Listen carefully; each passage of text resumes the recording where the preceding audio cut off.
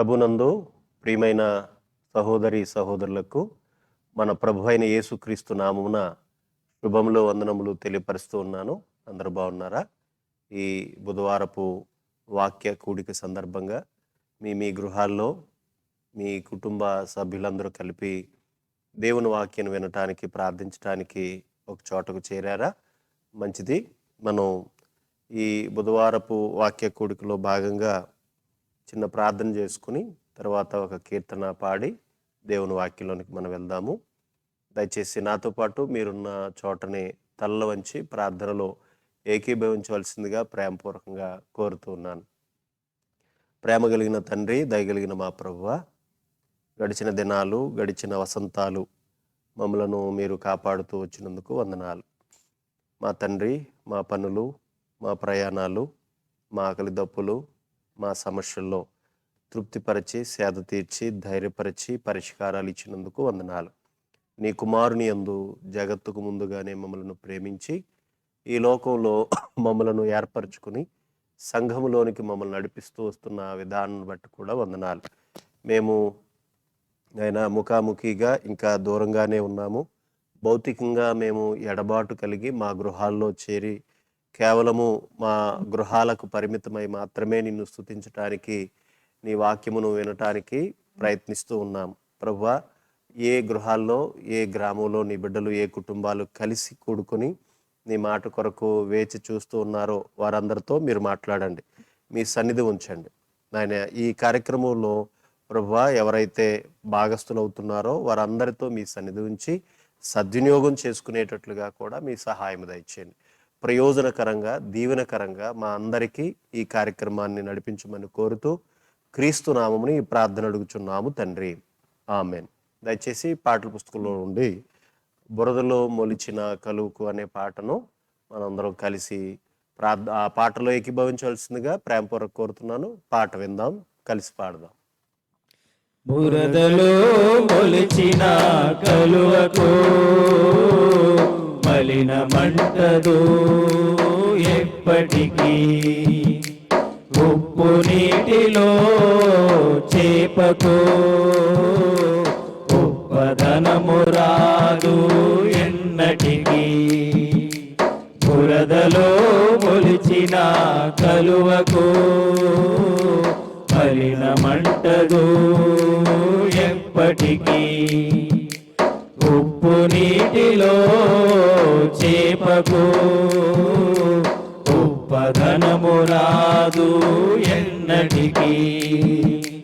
పాపపు లోకంలో బ్రతికే మనిషికి పాపమంటుకొనుట ఇది విడ్డూరం. బురదలో మొలిచిన కలువకు మలిన మంటదు ఎప్పటికీ, ఉప్పు నీటిలో చేపకు ఉప్పదనము రాదు ఎన్నటికీ. ఆశించకు సోదరా పాపపు లోకమిది, లోకముతో స్నేహము వైరమే కదా. ఆశించకు సోదరా పాపపు లోకమిది, లోకముతో స్నేహము వైరమే కదా. ప్రేమ గల యేసుడు తన ప్రాణము నీయగా, ప్రేమ గల యేసుడు తన ప్రాణము నీయగా, నీ హృదయం దేవునికి ఇవ్వలేవా, నీ హృదయం దేవునికి ఇవ్వలేవా. లోపాలను దిద్దుకునే వాక్యమే అర్థము, ఈ చీకటి లోకంలో దీపమే వాక్యము, ఈ చీకటి లోకంలో దీపమే వాక్యము. బురదలో మొలిచిన కలువకు మలిన మంటదు ఎప్పటికీ, ఉప్పు నీటిలో చేపకు ఉప్పదనము రాదు ఎన్నటికీ.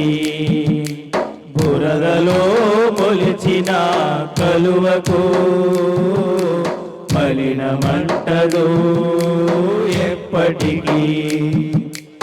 ఉప్పు నీటిలో చేపకు ఉప్పదనము రాదు ఎన్నటికీ. పాపపు పురములు సొదొమ గొమొరాలు నీతిగా లోతు అందు బ్రతుకలేదా.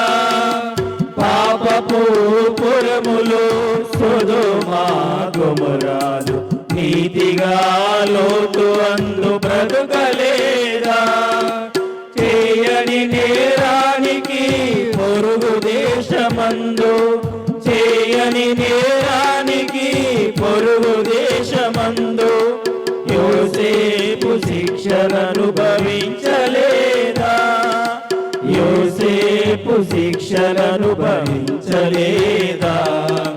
వారికి అంటని పాపం నీకెందుకు అంటుతుంది. వారి వలె బ్రతికితే పరలోకం వస్తుంది. వారికి వలె బ్రతికితే పరలోకం వస్తుంది. బురదలో మొలిచిన కలువకు మలినమంటదు ఎప్పటికీ. ఉప్పు నీటిలో చేపకు ఉప్పదనము రాదు ఎన్నటికీ. బురదలో మొలిచిన కలువకు మలినమంటదు ఎప్పటికీ. ఉప్పు నీటిలో చేపకు ఉప్పదనము రాదు ఎన్నటికీ. పాపపు లోకంలో బ్రతికే మనిషికి పాపమంటుకొనుట ఇది విడ్డూరం. బురదలో మొలిచిన కలువకు మలినమంటదు ఎప్పటికీ. ఉప్పు నీటిలో చేపకు ఉప్పదనము రాదు ఎన్నటికీ.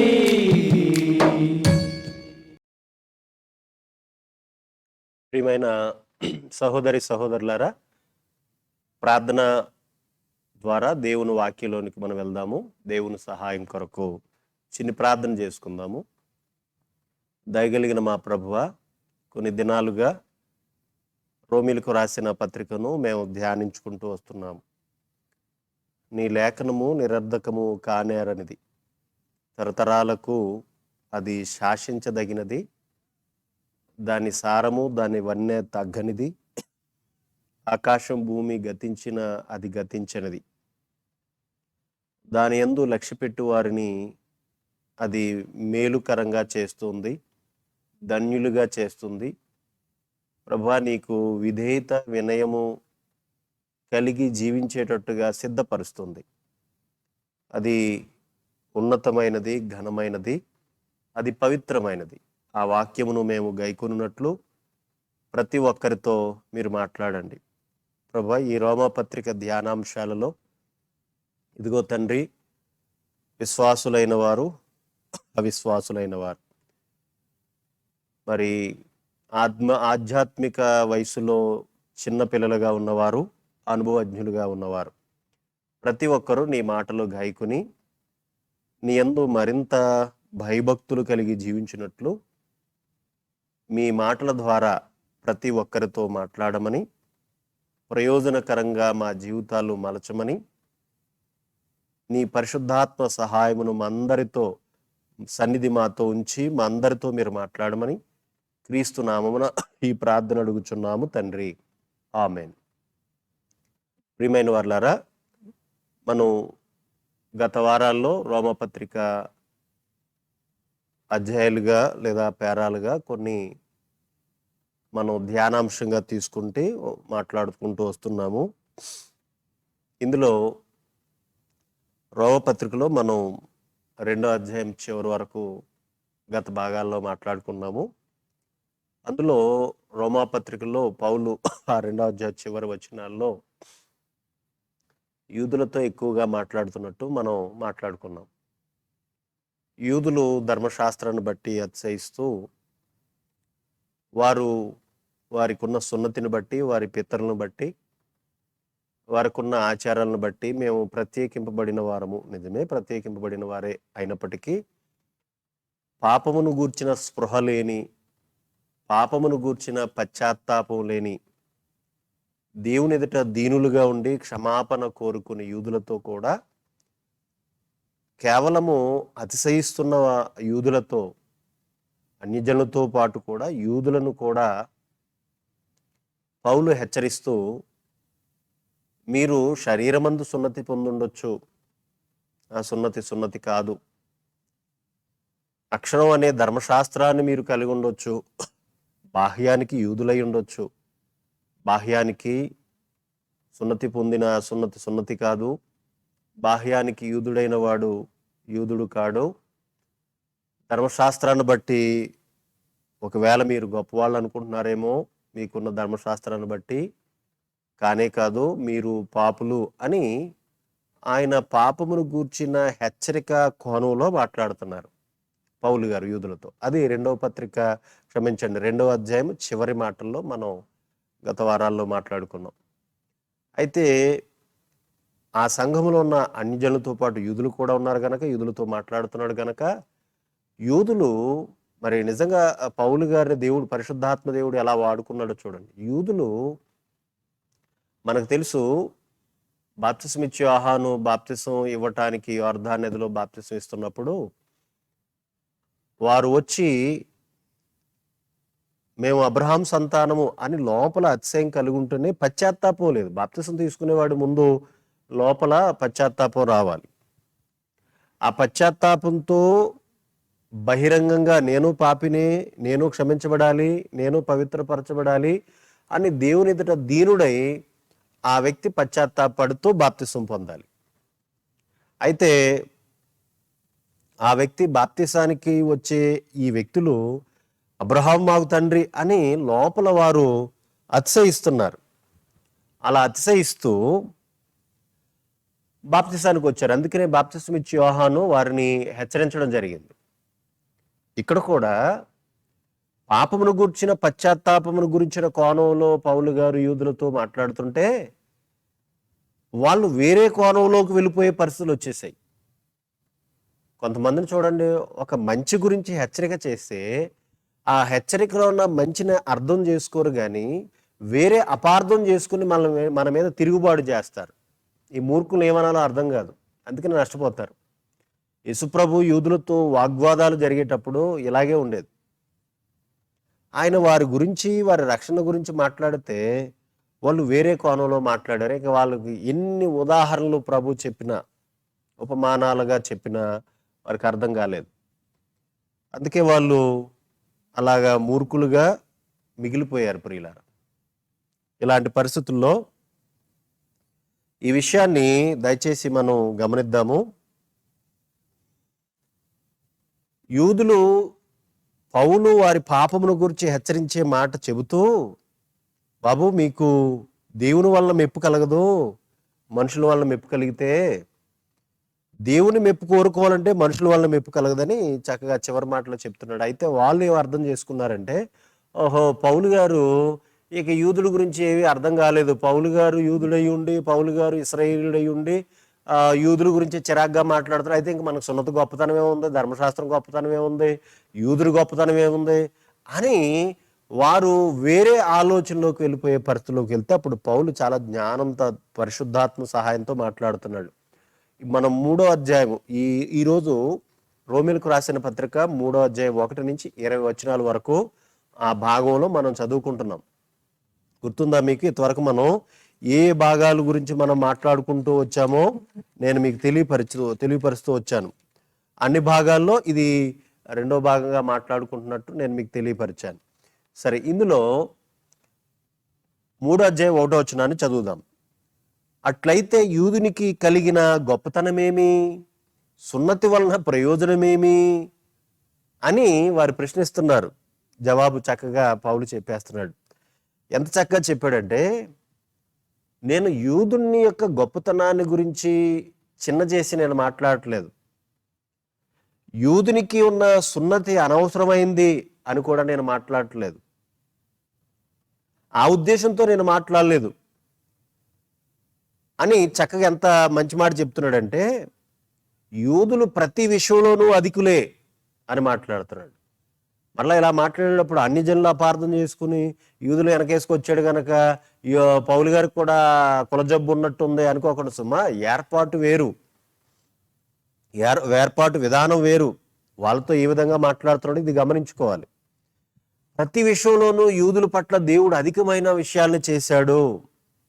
అందులో మొట్టమొదటి ఏం చెప్తున్నాడంటే, దేవోక్తులు యూదుల పరము చేయబడ్డాయి. అసలు ఈ మాటలో చాలా విషయాలు మనం పాత నిబంధనలోకి వెళ్తున్నప్పుడు చాలా విషయాలు మన బయటకు వస్తాయి. నాకు తెలిసిన విషయాల్ని ఇక్కడ నేను వివరణ చేస్తాను. ఈ మొదటి 2 వచనాల్లో ఉన్న ఆ 2వ వచనంలో ప్రతి విషయంలోనూ అధికమే యూదులు. మొట్టమొదటిది ఏంటంటే, ఒకదాన్నే చెప్పాడు ఆయన, దేవుని వాక్యము, దేవోక్తులు లేదా దర్శనము, దేవుని వాక్యము, దేవుని ఆలోచన అంతా కూడా యూదుల పరము అంటే వాళ్ళకి ఇచ్చేసినట్టు, వాళ్ళ పరం చేసేసాడు ఆయన. వాళ్ళ పరము చేయబడెను అని ఉంది చూడండి అక్కడ. దీన్ని చూడండి, దేవుని వాక్యము మొట్టమొదటిగా ఎవరి దగ్గరకు వచ్చింది? పౌలు అపుస్తల కార్యాలు చదువుతున్నప్పుడు మొదట సువార్త చెప్పడం మీకు ఆవశ్యకమే, దాన్ని మీరు త్రోసిపుచ్చారు కనుక మీ నాశనానికి మీరు ఉత్తరవాదులు, ముందుగా మీకే చెప్పవలసిన అవసరం ఉంది, యూదుల్లో ఉండే రక్షణ కలుగుతున్నది. ఈ మాటలు మనకు గుర్తుండి ఉంటాయి ఒకవేళ మీరు చదువుతున్నప్పుడు. ఇప్పుడు బైబిల్లోనికి వెళ్దాం, కొంత చరిత్రలోనికి వెళ్దాం. వారికి చక్కగా వివరణ మనం పౌలు గారు ఈ మాటలో చెప్పడంలో అంతరార్థం ఏంటో మనం పాత నిబంధనలోనికి వెళ్దాం. ద్వితీయోపదేశకాండము చూస్తారా ప్రియులారా? 4వ అధ్యాయం. ద్వితీయోపదేశకాండము 4వ అధ్యాయము 6వ వచన భాగాన్ని నేను చదువుతాను, చూడండి ప్రియులారా.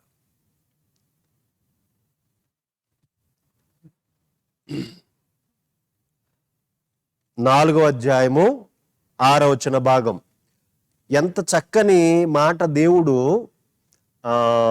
యూదులకు ఆ రోజు మోషే ద్వారా మాట్లాడాడో దాని విలువ ఇశ్రాయేలీలకు తెలియలేదు. కానీ మార్చబడిన పౌలు గారికి అయితే బాగా అర్థమైంది. 6వ వచనం చదువుతున్నాను చూడండి.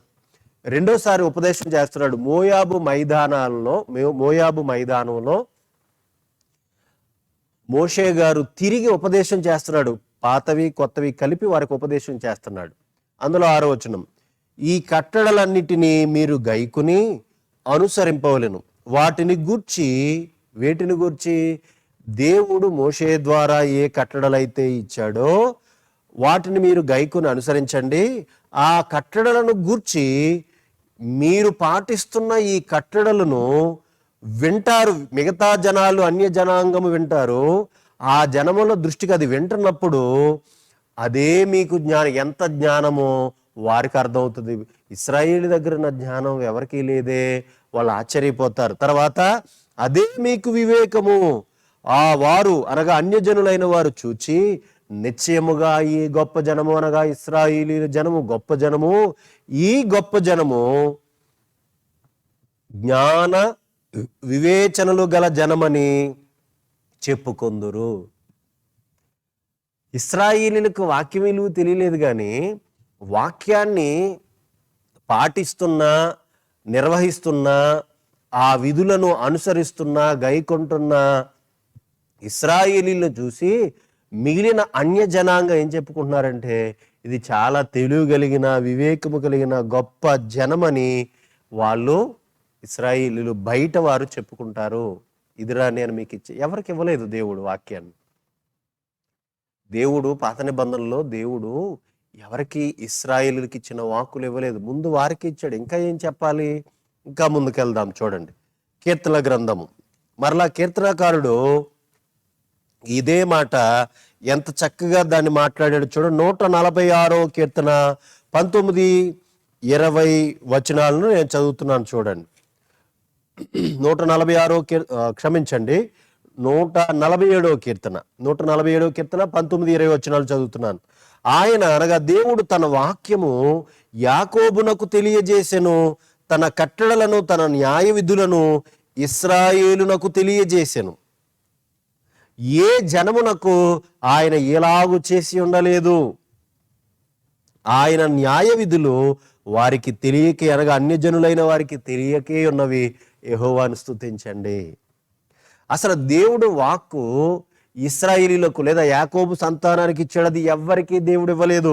అసలు అవతల వారికి అది తెలియదు అని చక్కగా, ఎంత చక్కగా మాట్లాడాడు చూడండి. అది ఇశ్రాయేలుకు మాత్రమే తెలుసు, ఏ జనానికి తెలియదు. ఎంత చక్కగా దేవుడు దేవోక్తులను వారి పరం ఎలా చేశాడో ఇందులో రాయించాడు. ఇంకొక మాట తీసుకుందాం, దీన్ని ఇంకొక రెండు మాటలు చూసుకుందాం. మన రోమపత్రిలో కూడా దాన్ని మరలా తిరిగి ఎలా బలపరుస్తున్నాడో, స్థిరపరుస్తున్నాడో పౌలు గారు చెబుతున్నాడు. మనందరికీ తెలుసు, రాజైన దావీదు కుమారుడు సొలొమోను.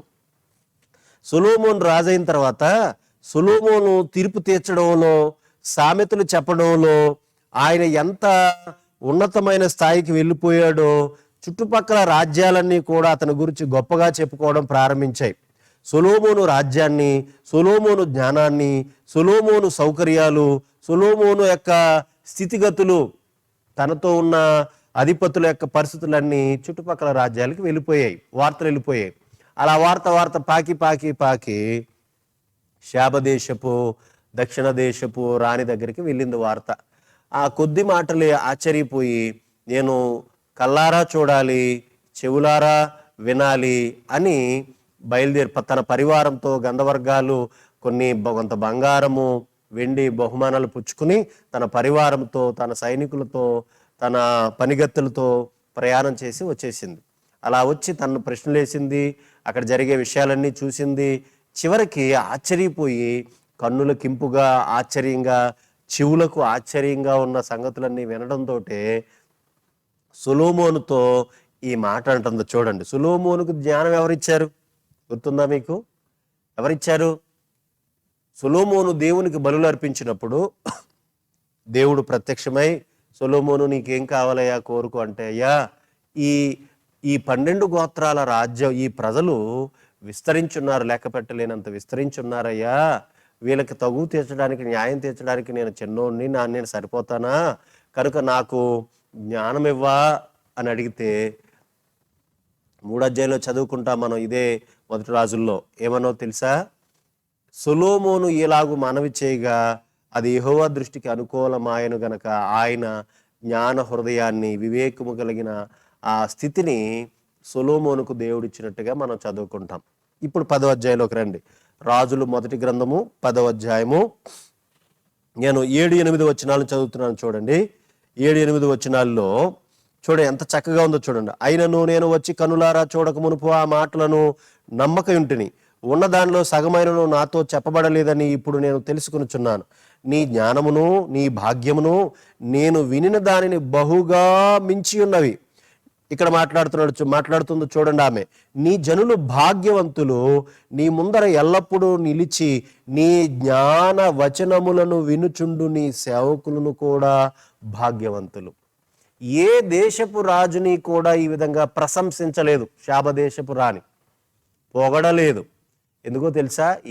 ఏ రాజు గురించి అలా వినలేదు ఆమె, వెళ్ళాలని ఆశించలేదు ఆమె. చెవులకు రుచించిన చెవుల ద్వారా ఇంపుగా ఉన్న సొలొమోను మాటలు, ఎక్కడో చిన్న మాటలు తన ఇంపుగా ఉంటే, నేను కల్లారా చూసి చెవులారా విని సంతోషపడి తిరిగి రావాలని బయలుదేరి వచ్చి ఇశ్రాయేలు రాజ్యం వచ్చేసింది. పరిపాలన చేస్తున్న సొలొమోను దగ్గరకు వచ్చి తనతో ఉన్న మాటలు విన్నది. చివరికి తన సేవకులు చూసింది, అయ్యా నీ నోట నుండి వచ్చే ఆ జ్ఞానవచనములు వినే నీ సేవకులు ఎంత భాగ్యవంతులు. అన్య దేశపు రాణికి సొలొమోను చెప్పే వాక్యపు విలువ, జ్ఞానం విలువ అర్థమైంది. ఎవరిచ్చారు సొలొమోనుకి? దేవుడు. అది ఆయనకి ఎక్కడది? ఆయనకి ఎక్కడదండి చెప్పండి? మనకి ఏదైనా అది ఇవ్వబడిందంటే మనకెక్కడది చెప్పండి? ఆయన కృప ద్వారా ఇవ్వాలంతే, మనం ఎక్కడ పొందగలం. లేకపోతే సరే, ఇప్పుడు ఈ యూదుల్నే పట్టుకుని వేరే కోణంలో, వేరే సందర్భంలో కూడా ఇలాంటి విషయాలు చెప్పాడు పౌలు గారు. ఇదే రోమపత్రిక తీసుకోండి ఒకసారి. 9వ అధ్యాయం 4-5 వచనాలు నేను చదువుతున్నాను చూడండి. అక్కడ వేరే విషయంతో మాట్లాడుతున్నాడు, కానీ వారి గొప్పతనం గురించి మాత్రం మాట్లాడుతున్నాడు. వీరు ఇశ్రాయేలీలు దత్తపుత్రత్వమును, మహిమయు, నిబంధనలను, ధర్మశాస్త్ర ప్రధానమును అర్చనాచారాదులను వాగ్దానములను వీరివి. పితరులు వీరువారు, శరీరమును బట్టి క్రీస్తు వీరిలో పుట్టెను. మీకేమైనా అర్థమవుతుందా ప్రియులారా? వాళ్ళకున్న ఆ ఆధిక్యతలు చూడండి ఎలా ఉన్నాయి. వీరు ఇశ్రాయేలీలు, ప్రత్యేకింపబడిన జనాంగం. దత్తపుత్రత్వమును మహిమయు నిబంధనలు ధర్మశాస్త్ర ప్రధానమును అర్చనాచార్యులు వాగ్దానం ఇవన్నీ వీరివే. ఇవన్నీ చాలా విలువైనవి, శ్రేష్టమైనవి. దేవుని సన్నిధిలో సేవ చేసేవి, యాజకత్వం చేసేవి, సొంతం చేసుకునేవి, ఇవన్నీ వారివే, ఇశ్రాయేలీయులవే.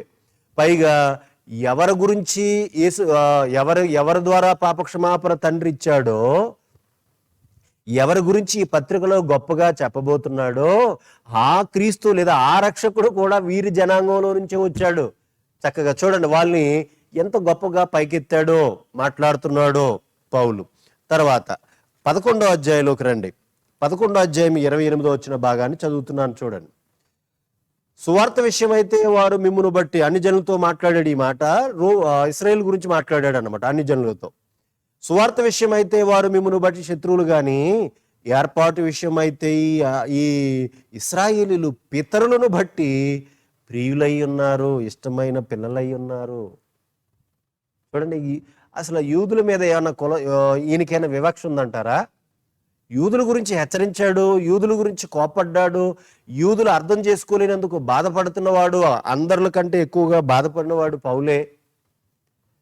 అలాంటప్పుడు సున్నతి గురించి హేళనగా మాట్లాడా?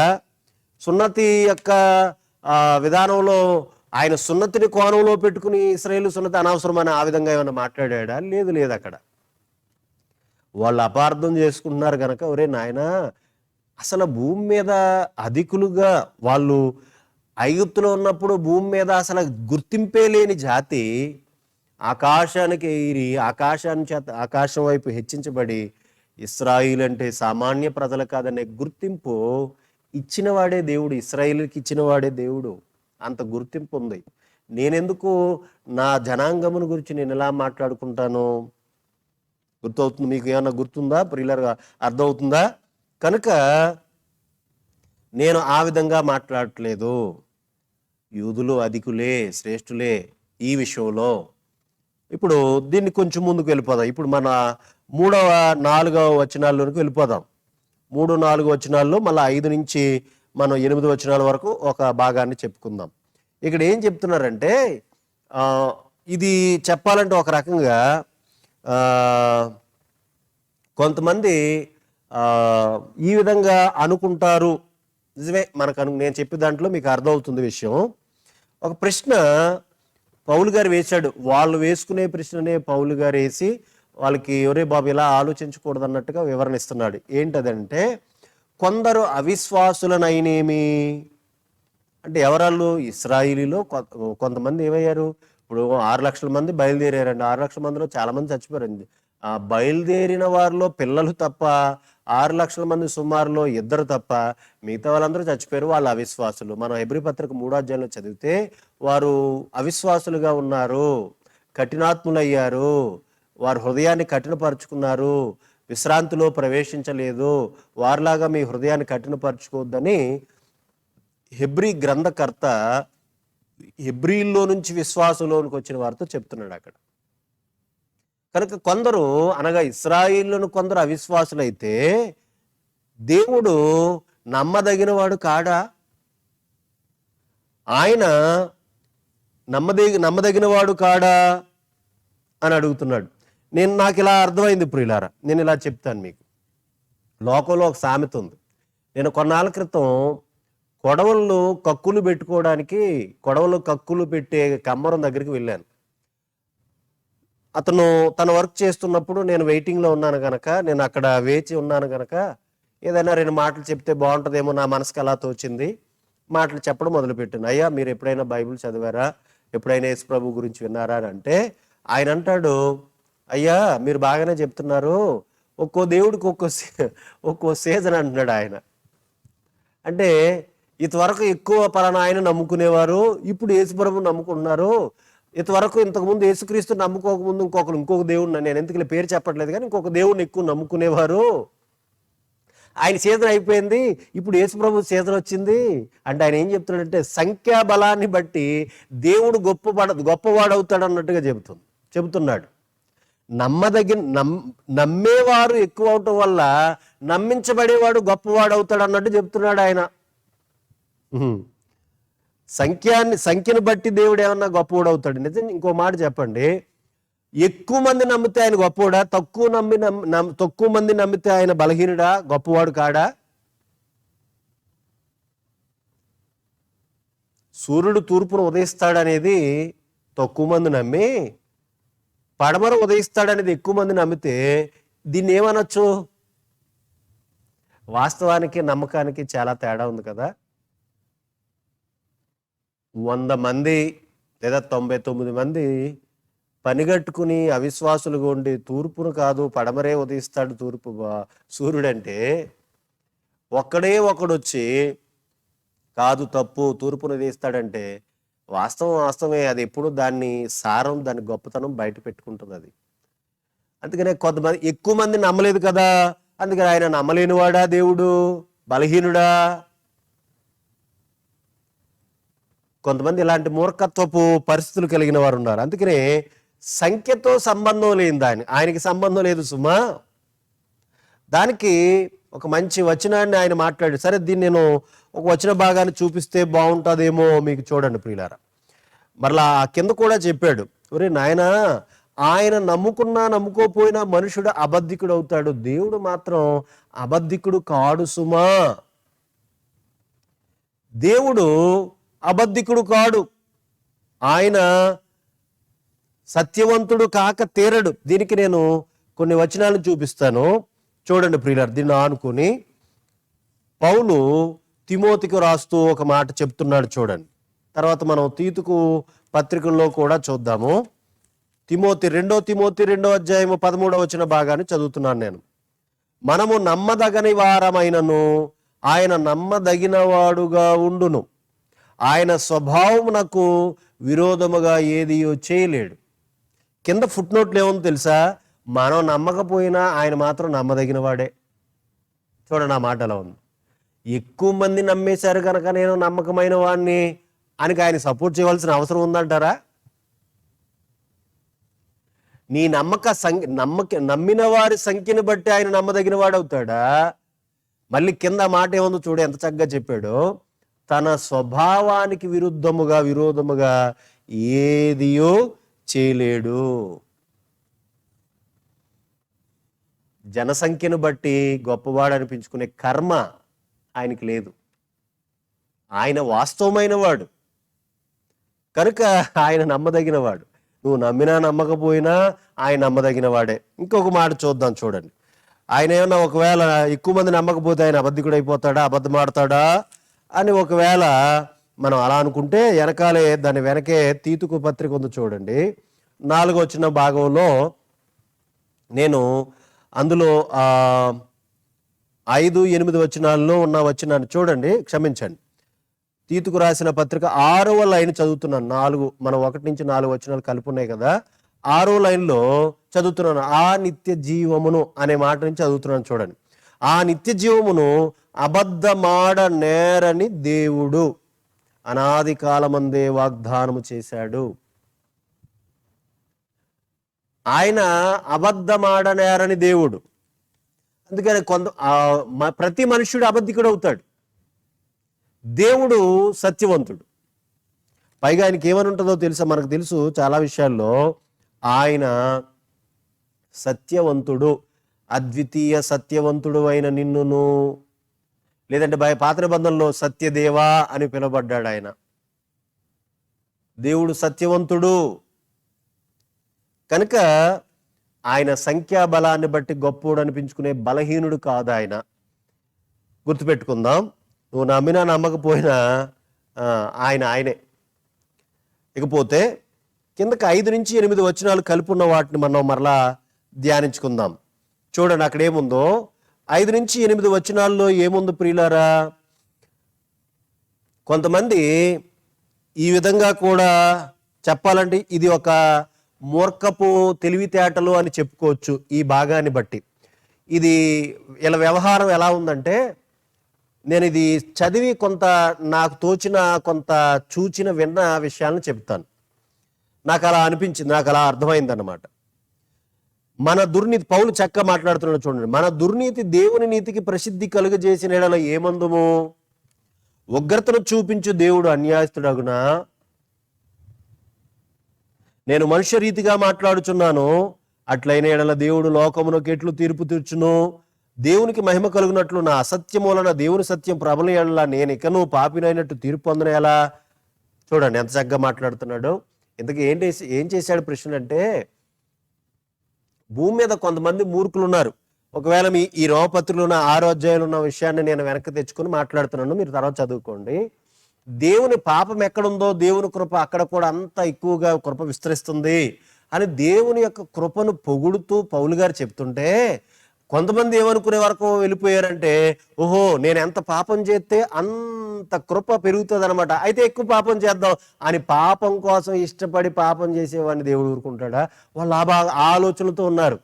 ఇక్కడ కూడా ఎలా ఉందంటే, దేవుని సత్యం ప్రబలాలంటే, దేవుని సత్యం ప్రసిద్ధి చేయబడాలంటే, దేవుని నీతి ప్రసిద్ధి చేయబడాలంటే మనం దుర్నీతి ఎక్కువ తెచ్చితే బాగుంటుంది కదా.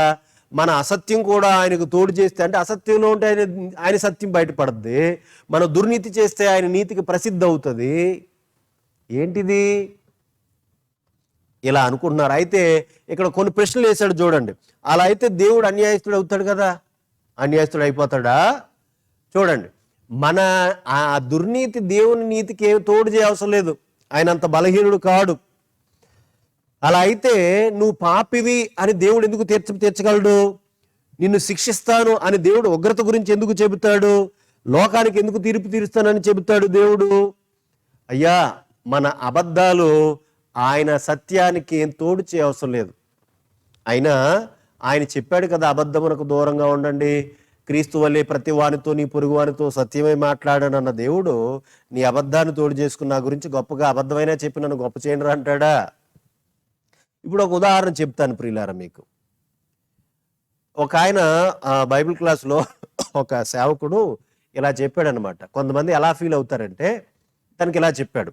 ఒక అడుక్కునే ఆయన ఒక ధనవంతుడి ఇంటికి వెళ్ళి, అయ్యా నాకు ధర్మం పోయింది, నాకు ధర్మం వేయండి అని అంటే, ఆ ధనవంతుడు దాతృత్వపు స్వభావంతో, జాలితో, ప్రేమతో తనకు కలిగిన దాన్ని ఆ భిక్షగాడికి వేసేసాడు. ఇప్పుడు ఆ భిక్షగాడు ఎలా ఫీల్ అవుతున్నాడంటే, ఇచ్చుకునేవాడిని లేదా పుచ్చుకునేవాడిని నేనంటూ ఒకనున్నాను గనక నువ్వు ఇవ్వగలిగావు అని అన్నాడట. చూడండి, మీకు ఏమైనా అర్థమైందా? నేను పుచ్చుకోవడానికి నేను ఉన్నాను కనుక నువ్వు ఇవ్వగలిగావు అని ఈ అడుక్కునేవాడు మాట్లాడి. ఇది లోకంలో ఉన్న వాళ్ళు కూడా ఎలా ఉన్నారో చూడండి, ఇలాగే ఉన్నారు. నేను ఇంకా మీరు నవ్వుకోవచ్చు, ఒక మాట చెప్తాను. మేము వర్క్ చేసేటప్పుడు ఒక ఆయన బాగా చుట్ట తాగుతూ ఉంటాడు, పనికిమాలుడు. వాడి కోసం మా ఆరోగ్యం పోయేది. ఒరే నీకు దండవరా బాబు, నీ చుట్ట తగలయ్యా, నువ్వు ఎక్కడికో సాయంత్రం వెళ్ళినప్పుడు అయితే బయటకు వెళ్ళి కాల్చుకోరా బాబు, మమ్మల్ని చంపేస్తున్నా, మా ఊపిరితిత్తులు చెడిపోతారా బాబు అని అంటే, వాడు నా టార్చర్ పడలేక వాడు మూర్ఖుడు ఏమన్నాడు తెలుసా?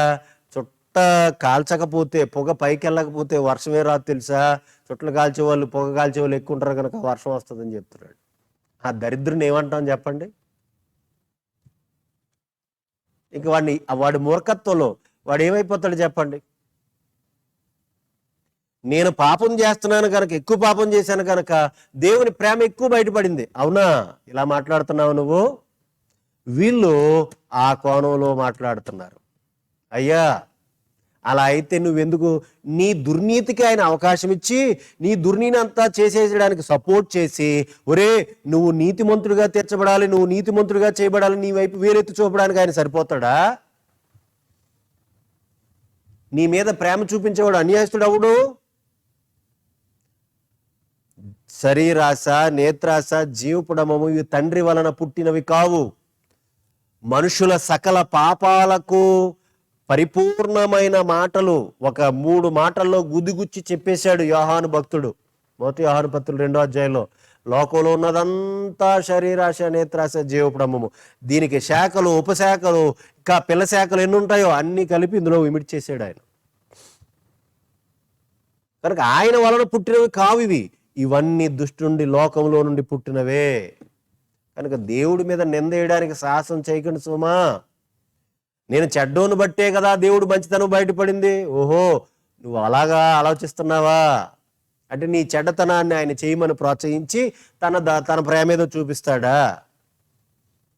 పాపాన్ని ప్రోత్సహించేవాడు, పాపాన్ని వెన్ను తట్టేవాడు, పాపాన్ని చూసి ఊరుకునేవాడు దేవుడు కాడు.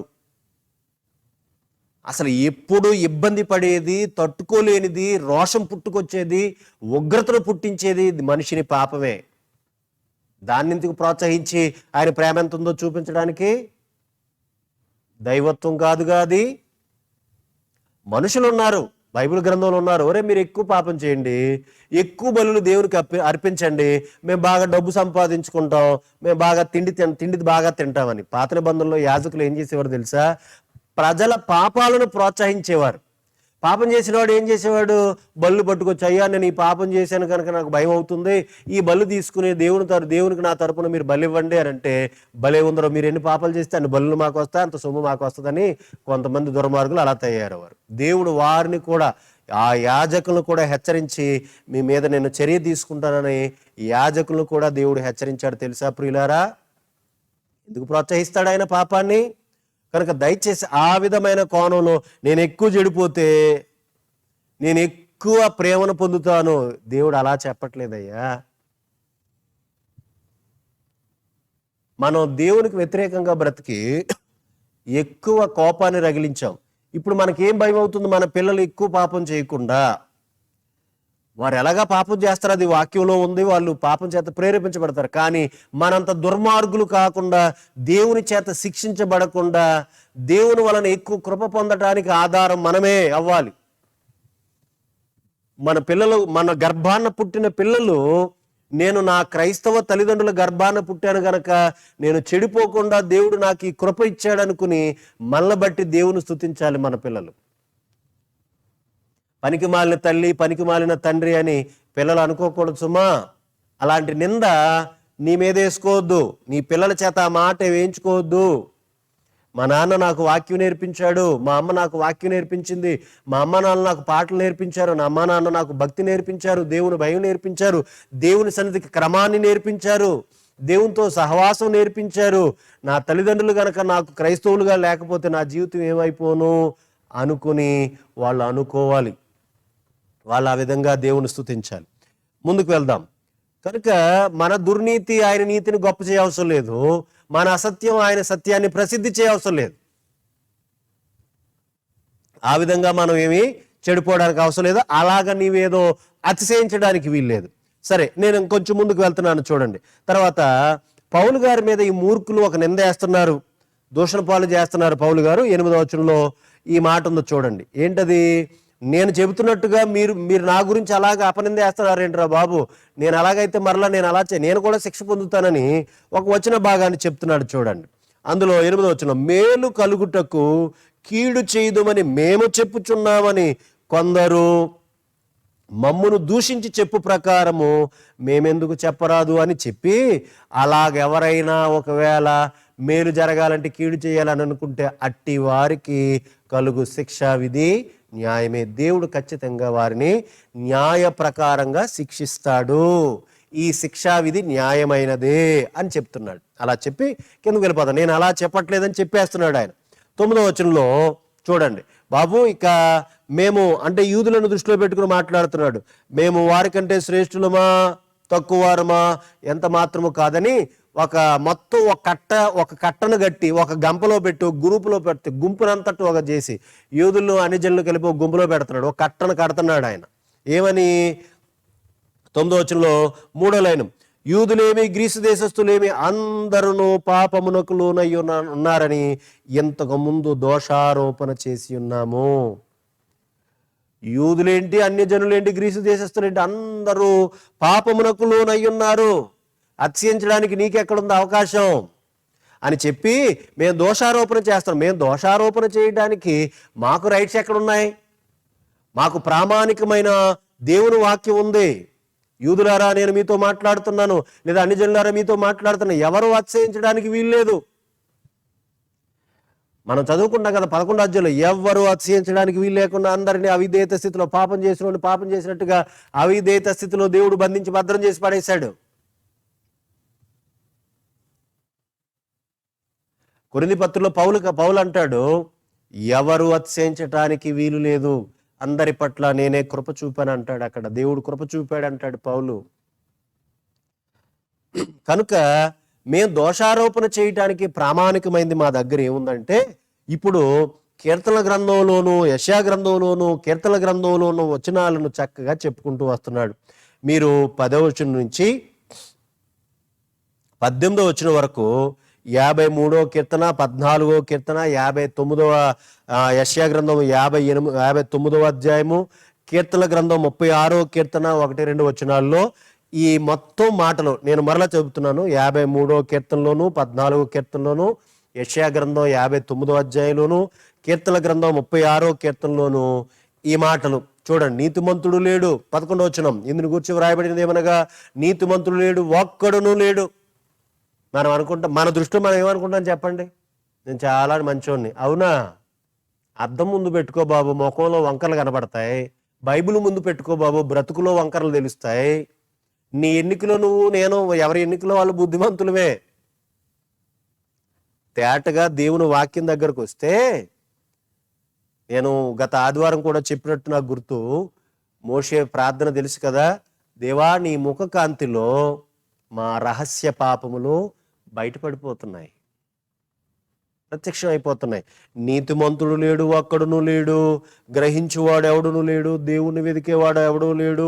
అందరూ త్రోవ త్రప్పి ఏకముగా పనికి మాలిన వారైరి, మేలు చేయువాడు లేడు, ఒక్కడైనను లేడు. వారి గొంతుక తెరచిన సమాధి, తమ నాలుకతో మోసము చేస్తున్నారు చేదురు. వారి పెదవుల క్రింద సర్ప విషం ఉంది. గుట్క వేస్తే వాడి నాలుకంతా మొత్తం బెజ్జిపడిపోయి, అంగడ బెజ్జిపడిపోయి, బొగ్గ బెజ్జిపడిపోతుంది చూసారా. వారి పెదవుల కింద వేస్తున్నావు, కానీ గుట్క వేస్తున్నావా, ఇలా పెడతారు. బుద్ధి లేదు, ఎన్నిసార్లు చెప్పినా. క్యాన్సర్ వచ్చి చచ్చిపోయినా సరే ఆ గుట్కా ప్యాకెట్ మీద ఆ బిజ్జాలు పడిపోయిన బొమ్మ వేసినా సరే, ఒరిజినల్ బొమ్మలు అవి, క్రియేట్ చేసిన బొమ్మ కాదు. ఆ సిగరెట్ పెట్టి మీద కూడా ఎలా ఉంటుందో తెలుసా, మొత్తం ఇది ఎలా వచ్చేసినట్టు ఉంటుంది, ఇది ఇంత పొడుగు సాగినట్టు ఉంటుంది.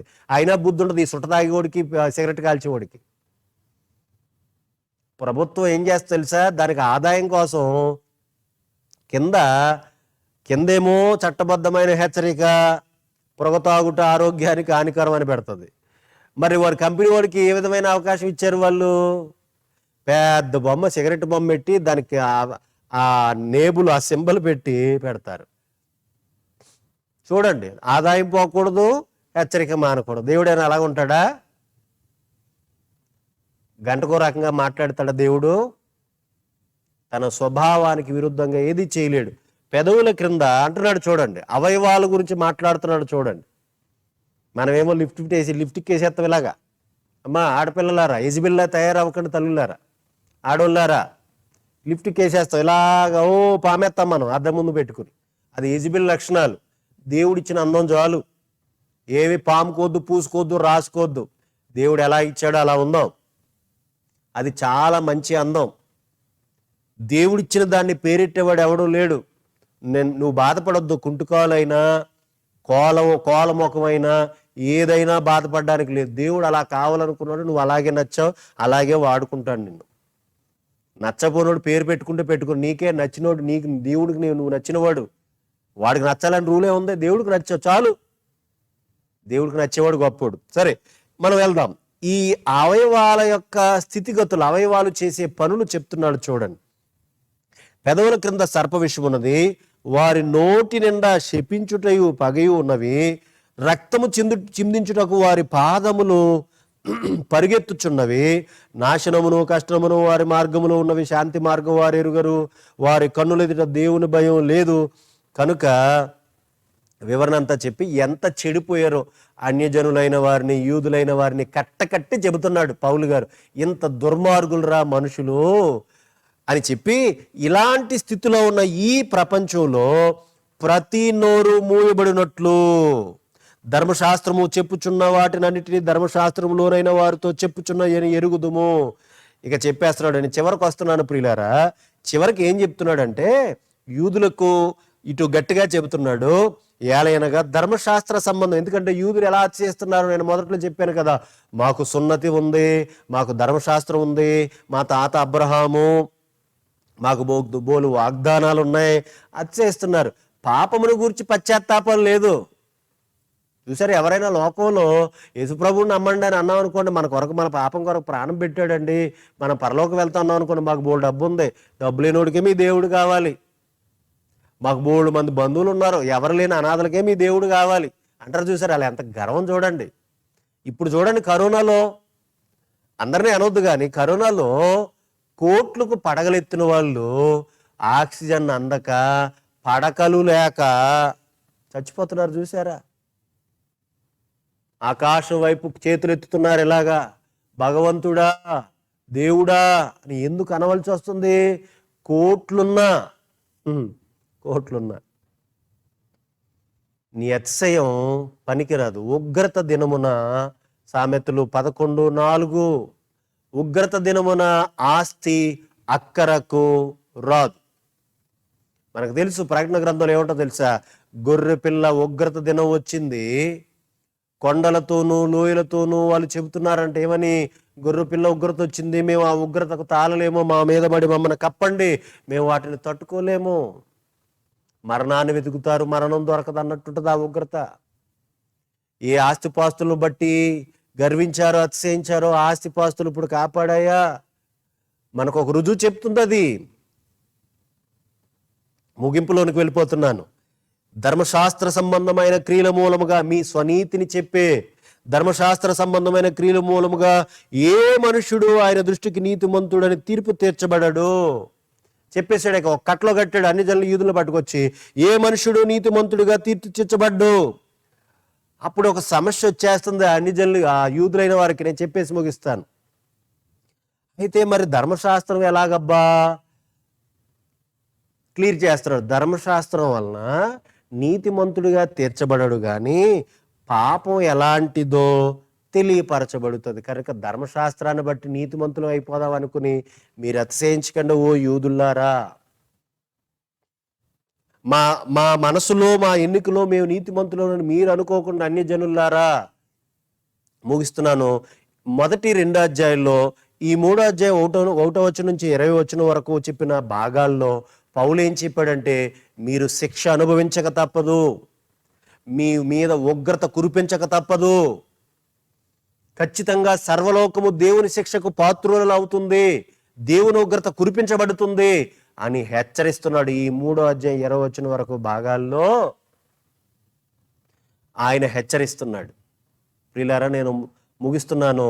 అయ్యా, నీవు ఈ వాక్యం విన్నావు కదా, ఈ సందేశం విన్నావు కదా, క్రైస్తవుని కూడా ఒకవేళ నువ్వు అతిశయిస్తున్నావేమో, నేను బాప్తిసం తీసేసుకున్నాను, సంఘంలో ఉన్నాను, నేను సంఘంతో పాటు ఉన్నాను, నేను నీతిమంతుడినే, ఒకవేళ నువ్వు అలా కూడా అతిశయించే అవకాశం ఉంది. ఇక్కడ దయచేసి బైబిల్ చెప్తుంది ఏంటో తెలిసి, ఏ రోజుకు ఆ రోజు నువ్వు మారు మనసు పొందాలి.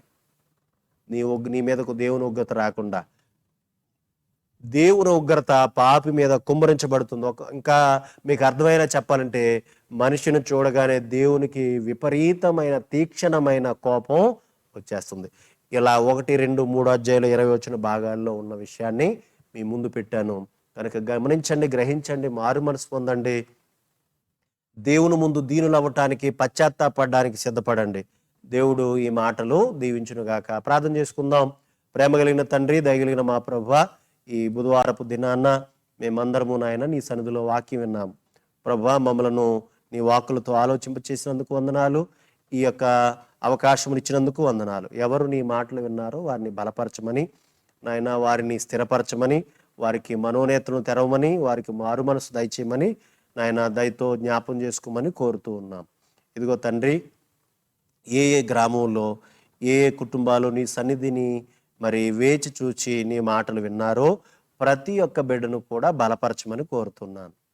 ప్రభువా, వారి యొక్క కుటుంబాలను బలపరచండి, వారి ఆర్థిక పరిస్థితుల్లో సహాయం దయచేయండి, అనారోగ్య పరిస్థితుల్లో సహాయం చేయండి.